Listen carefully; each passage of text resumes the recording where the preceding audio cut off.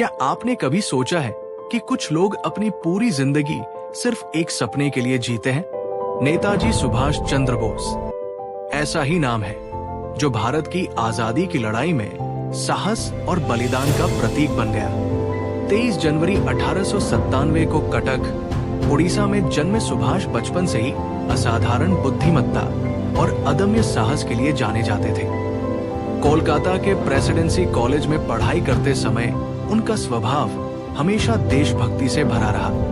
वे ICS यानी भारतीय civil सेवा की प्रतिष्ठित परीक्षा पास कर चुके थे, लेकिन 1921 में उन्होंने ये नौकरी ठुकरा दी। कारण था एक ही, मैं किसी गुलाम भारत के लिए अंग्रेजों की सेवा नहीं कर सकता। सुभाष कांग्रेस पार्टी से जुड़े और जल्द ही उनके जोश और नेतृत्व क्षमता ने उन्हें प्रमुख नेता बना दिया।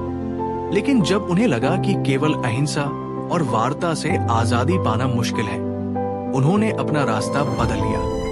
उन्होंने खुलकर कहा, स्वतंत्रता भीख में नहीं मिलती, इसे छीनना पड़ता है। द्वितीय विश्व युद्ध के दौरान सुभाष ने जर्मनी का रुख किया और वहां से रेडियो के जरिए देशवासियों को प्रेरित किया।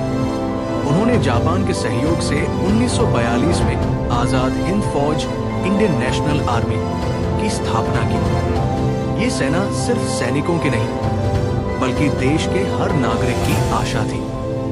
उन्होंने नारा दिया, तुम मुझे खून दो, मैं तुम्हें आजादी दूंगा। आईने के सैनिकों ने ब्रिटिश भारत की सीमाओं पर अदम्य साहस दिखाया। हालांकि युद्ध का परिणाम उनके पक्ष में नहीं रहा, लेकिन उनके प्रयासों ने ब्रिटिश शासन को हिला दिया।